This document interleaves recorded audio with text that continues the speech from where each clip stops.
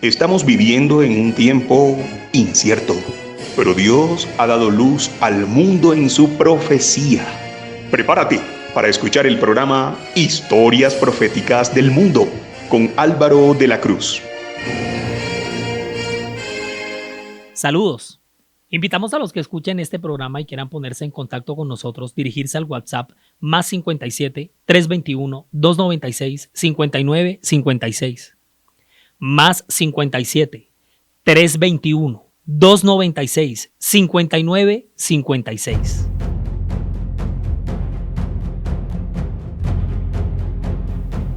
En esta ocasión contemplaremos la caída en picada del imperio más esplendoroso que haya dominado toda la antigua Mesopotamia hasta este punto de la serie. Llegamos a la última noche de Babilonia. Este es el episodio 19.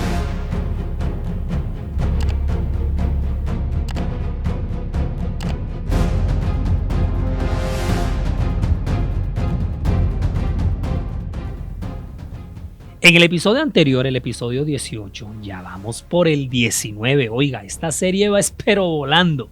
En el episodio anterior vimos los 70 años de desolación, de ruina, de abandono, mejor dicho, el estado paupérrimo en el que quedó todo el territorio de Judá, el Israel del Sur. Bueno, el desaparecido Israel del Sur, en cuyos predios quedaron el profeta Jeremías, unos cuantos pobres y agricultores de los judíos, mientras que miles de ellos fueron tomados cautivos en esos 70 años de exilio en Babilonia, experimentando opresión, amargura, sometimiento, pruebas en medio de las cuales sobresalen con tenacidad y gallardía Daniel, Ananías, Misael y Azarías, que se le van a parar firme a nada más y nada menos que al gran rey Nabucodonosor. Pero firme es firme, ellos no le van a comer de cuento. Y es que este monarca, que había llevado al imperio a la cima de su esplendor, como reino en toda la antigua Mesopotamia, porque desde todas las dinastías habidas y por haber, desde los tiempos de los mismos sumerios, pasando por Nimrod, los acadios, los hititas, los asirios, o sea, todo el mundo que en su momento tomó el cetro del gobierno en toda esta vasta región del planeta, jamás ninguno había catapultado el control a las dimensiones como este hombre lo hizo. Ahora recordemos que ya su papá, el gran Nabopolassar, había dejado iniciado las bases para lo que sería el periodo de la dinastía neobabilónica o caldea que Nabucodonosor, su hijo, va a poner en la cima del top de los imperios. O sea, este hombre llegó a convertirse en el amo. Y esa sensación de poder que no se la podía negar nadie y que nadie en la tierra podía desafiar, empezó a llenar su cabeza de un delirio de grandeza, de supremacía, de dominio absoluto que empezó a cruzar los límites del ego, del orgullo que sobrepasó la soberbia. Este hombre llegó a ser supremamente arrogante, prepotente, humillativo. Acuérdense que cuando él tiene el sueño, el famoso sueño de la estatua de los imperios, que se encuentra registrada en Daniel 2, estando sentado él en su cama, esa noche antes de acostarse a dormir, le vinieron pensamientos por saber lo que había de ser en el porvenir. Y es el Señor Todopoderoso quien revela los misterios, el que le muestra en ese sueño que le mandó lo que había de acontecer en el futuro y hasta los últimos días y hasta la eternidad. Miren, ustedes esa historia se la conocen, se la saben al derecho y al revés. Ahora acuérdense que en su poderío, Nabucodonosor, para la interpretación y además para acordarse del sueño porque se le había olvidado, le pide a sus magos, astrólogos y adivinos que le recuerden el sueño y que además le den la interpretación, pero ustedes saben que ellos no pudieron. Daniel pide una audiencia, porque tú sabes que cuando no le dicen, cuando no recuerdan el sueño, y mucho menos cuando no le dan la interpretación en medio de su prepotencia, el tipo se creía pues el dueño de la vida de todo el mundo. Él firma un edicto de muerte para todos estos sabios en los cuales se vio involucrado Daniel, porque acuérdense que ya Daniel había sido nombrado sabio de Babilonia desde que se lo trajeron en el 605. Daniel, con justa causa, ¿no? Pues le pide una audiencia para darle respuesta al rey con respecto al sueño. Y Daniel le hace el qué magistral recuento del sueño, y además de postre le da una excelente interpretación que Nabucodonosor queda tramado. Daniel le presenta al rey, le presenta al Dios de Israel como el soberano. Mira las primeras palabras de Daniel en la audiencia cuando él le dice: a mí me ha sido revelado este misterio, no porque en mí haya más sabiduría que en todos los vivientes, sino para que se dé a conocer al rey la interpretación y para que entiendas los pensamientos de tu corazón. O sea, lo tramó, Daniel lo tramó. Tú, oh rey, veías, y he aquí una gran imagen. Esta imagen, que era muy grande y cuya gloria era muy sublime, estaba en pie delante de ti y su aspecto era terrible. Oye, ¿sabes dónde están esas espectaculares palabras? Están escritas en Daniel 2, versículo 30. Nabucodonosor y toda la corte quedan en shock. Quedan pero en físico shock por la exposición de Daniel, su autoridad. Y era un muchachito, porque recuérdese que era un joven noble que venía del Principado de Judá. Y esto pasa al segundo año del reinado de Nabucodonosor, un año después del sitio de Jerusalén, cuando se lo llevan en el 605. O sea, esta interpretación está pasando más o menos en el 604. Ellos quedan humillados porque resulta que es un cautivo judío el que achicharra la sabiduría, entre comillas, de su gabinete de espiritistas, pero además queda sorprendido que la revelación le indique que su reino Babilonia va a llegar a su fin y que le sucederán otros y que finalmente el Dios del cielo terminará gobernando en la tierra eternamente. Pero entonces Nabucodonosor dice: espérate, pausala ahí, un momentico, ¿cómo así que después de mi reino va a venir otro y que inferior a mí? ¿Y esto qué fue? Acuérdate que Nabucodonosor se creía Dios. Acuérdate con qué nombre lo bautizaron cuando a él lo endiosan, y él pensaba que se iba a eternizar. El rey habló a Daniel y le dijo: ciertamente, mira lo que le dice después de la interpretación: ciertamente el Dios vuestro, Daniel, es Dios de dioses y Señor de los reyes, y el que revela los misterios, pues pudiste revelar este misterio al rey. Esto está en Daniel 2:47. Mira que acá hay una grande oportunidad para que Nabucodonosor reconozca al Dios de Israel, pero no lo hizo. Esto fue un acto de rebeldía contra la voluntad revelada por el cielo, porque enseguida, inmediatamente, para demostrar que eso no podía ser y que él era el rey que iba a durar para siempre, Nabucodonosor manda a construir una estatua toda de oro en el campo de Dura, en la provincia de Babilonia, y una ceremonia donde todos los habitantes de su reino debían adorarla. Y envió el rey Nabucodonosor a que se reuniesen los sátrapas, los magistrados, los capitanes, los oidores, los tesoreros, los consejeros, los jueces y todos los gobernadores de las provincias para que viniesen a la dedicación de la estatua que el rey Nabucodonosor había levantado. Eso está en Daniel 3:2. Y mira que acto seguido se da el milagro en el horno de fuego por los 3 jóvenes judíos.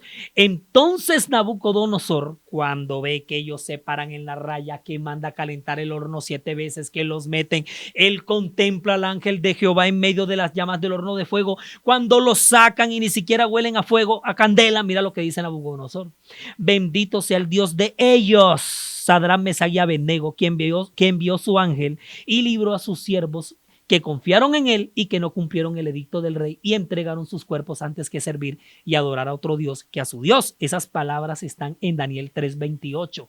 Tampoco reconoció a Dios ante semejante hazaña que hizo frente a sus ojos. Este hombre era soberbio, le cuento. Pero ¿cuándo es que finalmente vino este soberbio rey a reconocer al Dios verdadero? Cuando terminó echado de entre los hombres, cuando quedó comiendo hierba como los bueyes, y su cuerpo quedó mojándose con el rocío del cielo, hasta que su pelo creció como plumas de águila y sus uñas como las de las aves. Oigan, amarren a este loco que está suelto, se chifló Nabucodonosor. Ya regresamos.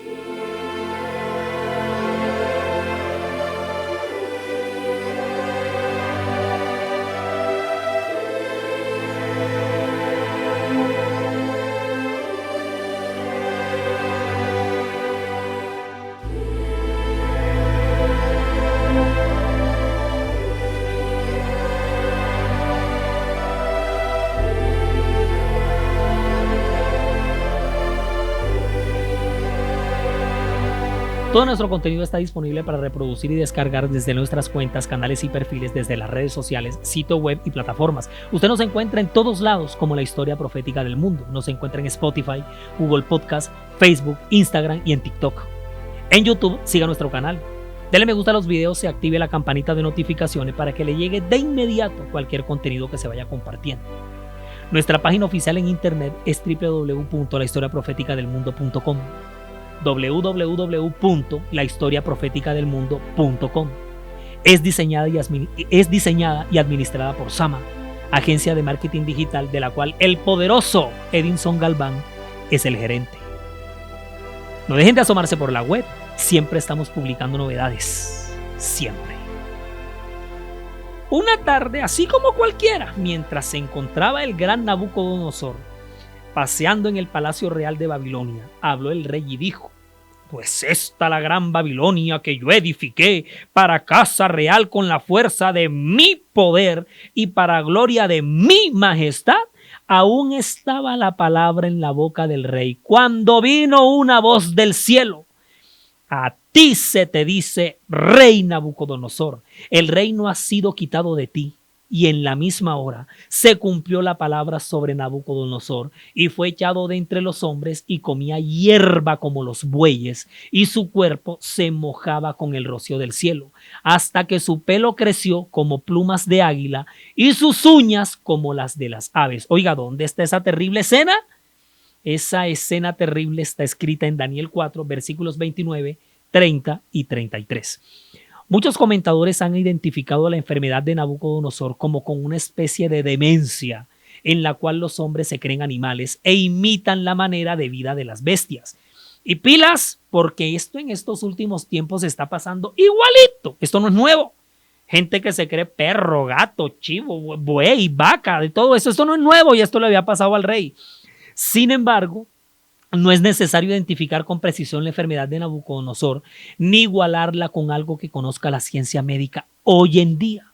Su caso puede haber sido único, pero para nadie es un secreto que la soberbia y el orgullo desmedido de este tipo lo llevó a que se le chiflaran los cables. Este hombre entró en un delirio de poder que lo cegó y lo llevó a actuar de semejante manera tan aterradora y irracional. Nabucodonosor daba miedo. ¿Sabían ese aspecto con el que quedó y lo que hacía? Lo tuvieron que encerrar. Pasó así 7 años. Imagínense, 7 años en esa condición. Eso se lo habrán tratado con espiritismo, exorcismo, medicina esotérica egipcia, mesopotámica. ¡Bárbaro! Pero esta era una reprensión divina, definitivamente. Estaba advertido ya. Todo esto le aconteció por todos estos años hasta que reconociera que el Altísimo tiene el dominio en el reino de los hombres y lo da a quien Él quiere. Y es en el fondo de su deplorable humillación cuando rompe el saco y traspasa el fondo de su condición. El mismo registro bíblico afirma que Él con sus propios labios declara de la siguiente manera: yo, Nabucodonosor, alcé mis ojos al cielo y mi razón me fue devuelta, y bendije al Altísimo y alabé y glorifiqué al que vive para siempre, cuyo dominio es sempiterno y su reino por todas las edades. Todos los habitantes de la tierra son considerados como nada, y Él hace según su voluntad en el ejército del cielo y en los habitantes de la tierra, y no hay quien detenga su mano. En el mismo tiempo mi razón me fue devuelta y la majestad de mi reino, mi dignidad y mi grandeza volvieron a mí. Y mis gobernadores y mis consejeros me buscaron y fui restablecido en mi reino y mayor grandeza me fue añadida. Bárbaro. Ahora yo, Nabucodonosor, alabo, engrandezco y glorifico al Rey del cielo, porque todas sus obras son verdaderas y sus caminos justos, y él puede humillar a los que andan con soberbia. ¿Usted no me cree lo que le estoy diciendo? Pues vaya corriendo a Daniel capítulo 4 y lea de los versículos 34 al 37 lo que el mismo Nabucodonosor con su boca, con la que ya había pronunciado tantas necedades, ahora está declarando. No que no. Mijitos, pa' que vean. No, señor. Ningún tenga pa' que lleve, señor del rey. Aquí en esta tierra, por encima de Dios no manda pero nadie. Se me va vagando de la nube pero ya. Lo pusieron a caminar pero derechito. Vamos poniendo cada cosa en su lugar y a cada quien donde va. Se las tiraba de mucho solo porque tenía en su reino los jardines colgantes más maravillosos de toda la región y le había mandado a construir a la diosa Ishtar una imponente puerta en la avenida principal de Babilonia. Todo eso y más adelante del gran gobernante del universo, hoy, escuche bien, hoy es solo polvo. Recuerde, hoy es solo nada. Afortunadamente, por las escrituras sabemos que se arrepintió y reconoció a Dios como todo y sobre todo. Nabucodonosor muere en el año 562 a.C., siendo de 80 años, después de 43 años de reinado, ¿cómo le parece? Dejando en el trono a su hijo Evil-Merodach. Nos vamos acercando así a los últimos años del imperio, lo que significa el próximo fin también del cautiverio de los judíos y su tan anhelado retorno al territorio de su desaparecido reino.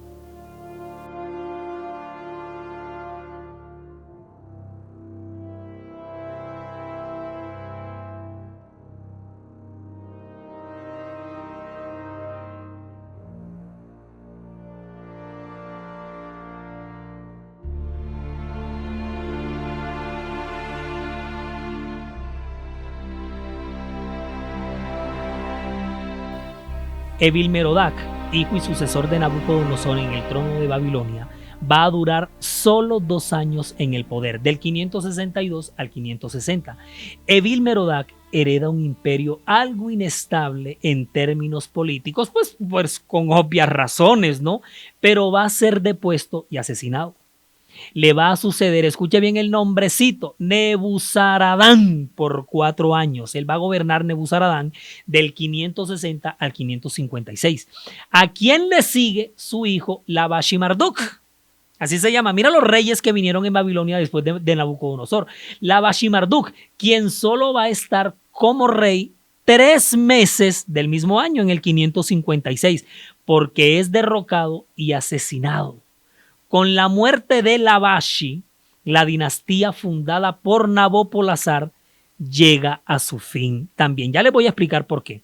En su lugar asume el reinado Nabonido, padre de Belsasar. El hijo de Nabonido se llama Belsasar.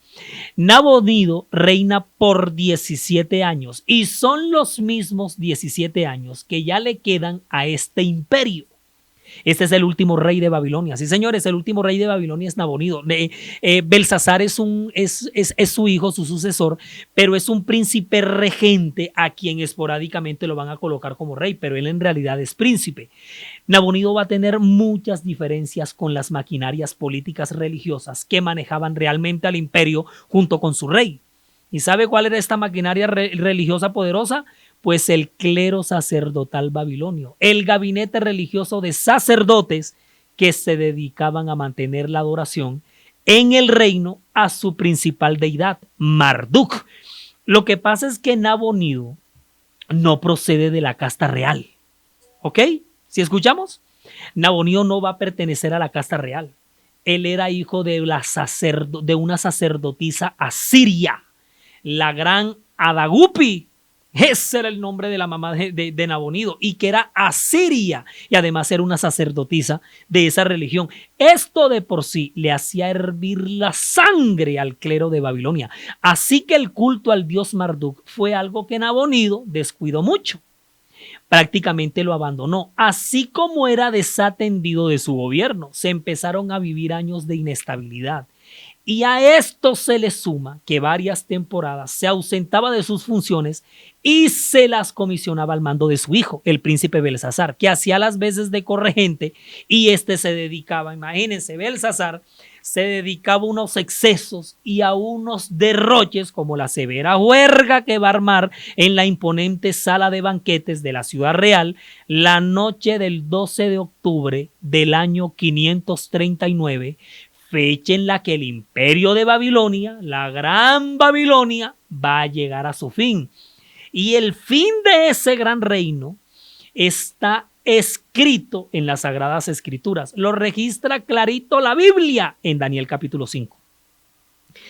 Ahora, al tiempo que toda esta inestabilidad se daba al interior del gobierno del esplendoroso imperio, hacia el oriente se venía expandiendo y levantando con toda la dinastía aqueménida, pilas ahí con ese nombre, la dinastía aqueménida. Se nos vienen metiendo los persas, señores. Sí, así como lo escucharon, los persas, el próximo imperio en levantarse según la revelación dada por el Dios eterno en los sueños que le mandó a Nabucodonosor, los pechos y los brazos de plata de la estatua del sueño de Daniel y el oso de la visión de Daniel 7, el que se alzaba más de un costado que el otro, al que el profeta Daniel observa que llevaba 3 costillas entre sus dientes, es el imperio medo-persa. Lo que pasa es que a esta gente la vamos a conocer con diferentes nombres, pero son los mismos. Ellos son persas, son medos, aqueménidas, también le llaman partos, les dicen sasánidas, le llaman parsúas, iranios, farsis, que es el idioma de los persas, el farsí, pero son los mismos, los medo-persas. Vienen arrasando con todo el mundo, en el Asia Central, en la Mesopotamia, lo que hoy conocemos como la tierra de Palestina. Todo lo que estaba ahí lo fueron arrasando. Egipto, Anatolia, gran parte de Grecia. Esta era la señora civilización del momento. Ya Babilonia, ¿qué? Ya Babilonia venía muy decaída, pasando de moda. Ahora la sensación del bloque es Persia, con la figura del teso, más teso de todos los tesos, el gran emperador, su majestad Ciro II el Grande. Escóndase todo el mundo porque llegó el fuego persa a esta serie. Nabucodonosor y estos reyes babilonios, mijitos, ya son historia, con una administración centralizada, que era la gran novedad para los sistemas de gobierno en ese momento, pero al mismo tiempo con una dinámica de colonización y vasallaje bastante amigable con los pueblos que sometían, si se le puede llamar tolerante y hasta flexible, porque de esto el pueblo judío se va a beneficiar mucho. ¿No ve que ahora que los medopersas le vuelen la cabeza a Babilonia, son los medopersas los que van a liberar a los judíos de su cautiverio y les van a permitir regresar a su tierra 70 años después? Además, les van a ayudar con la reconstrucción de Jerusalén y su templo, pero en calidad de pueblo vasallo. Pues la dicha no es completa para los judíos, pero les hacen un inmenso favor. Lo único realmente significativo que le faltaba a Ciro el Grande por conquistar en el cercano oriente era el imperio neobabilónico, que venía más inestable, ya les dije, y aprovechan precisamente la bárbara borrachera que se mete en la noche del banquete que armó el príncipe Belsasar para hacer el asalto y tomarse la ciudad. Acuérdense que toda la Mesopotamia estaba dominada por Babilonia y encima de eso Babilonia tenía reinos súbditos o pueblos vasallos sometidos, que precisamente no eran solamente los judíos, también tenían gran parte de la península arábiga donde se venía desarrollando el mundo árabe ismailita.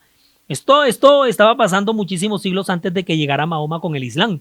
También tenían de súbditos a los fenicios, a los sirios. Y Ciro, al que nada le quedaba grande, puesto que él era Ciro el Grande, venía de conquistar a de cuanto pueblo se le atravesaba a su paso. Mira que en Isaías 45 Dios llama a Ciro mi ungido.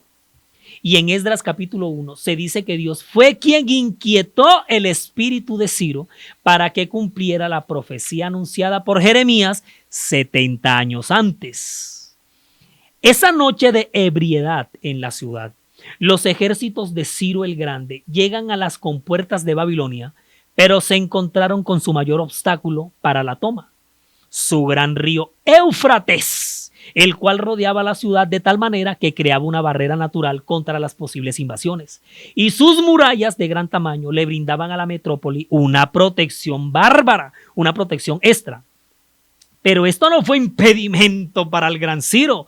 Tuvo una idea genial: desviar el río. Y escuchen cómo lo hizo. Al norte de la ciudad de Babilonia, Ciro empleó miles de soldados con el fin de crear trincheras que ayudaran a desviar parte del flujo.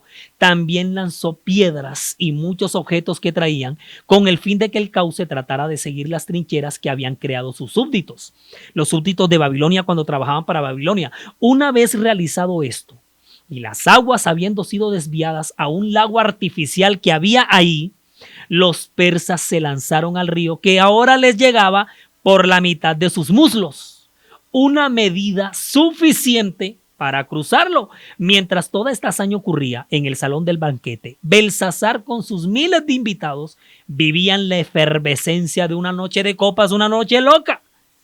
Belsasar, con el gusto del vino, mandó que trajesen los vasos de oro y plata que Nabucodonosor había traído del templo de Jerusalén para que bebiesen en ellos el rey y sus grandes, sus mujeres y sus concubinas.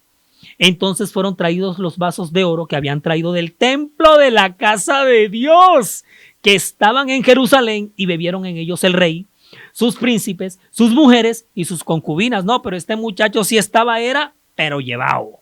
Bebieron vino y alabaron a los dioses de oro, de plata, de bronce, de hierro, de madera y de piedra. En aquella misma hora aparecieron los dedos de una mano de hombre que escribía delante del candelero sobre lo encalado de la pared del palacio real. Y el rey veía la mano que escribía. Entonces el rey se puso pálido y sus pensamientos lo turbaron. Se debilitaron sus lomos y sus rodillas daban la una con la otra. ¿Saben dónde está esta escena de horror? En Daniel capítulo 5 versículos 2 al 6. Si ustedes quieren saber cómo termina esta siniestra noche, si quieren enterarse si finalmente Ciro con su ejército logran cruzar el río Éufrates e invadir, quieren enterarse en qué va a parar toda esta locura que está pasando aquí, no puede perderse, pero ni en sueños, la que se nos viene en el próximo episodio. Porque el pueblo de Dios cautivo va a retornar a su tierra bajo el amparo de los medo-persas, porque se nos vienen unas poderosas figuras en los siguientes capítulos. Tome nota, mire quiénes van a aparecer aquí: Esdras, Nehemías, Zorobabel, que es un teso, es un héroe, los reyes persas Cambises, los Daríos, que van a ser el primero y el segundo, los Jerjes, los Artajerjes, va a aparecer también Ageo, Malaquías y la gran dama Esther. Nos vamos a mover ahora a viajar por medio de estos relatos a la tierra de los mantos, las cortinas, los turbantes, las sábanas, las alfombras, los manteles. Ahora vamos a hacer una gran parada en Persia. Resumimos y nos fuimos.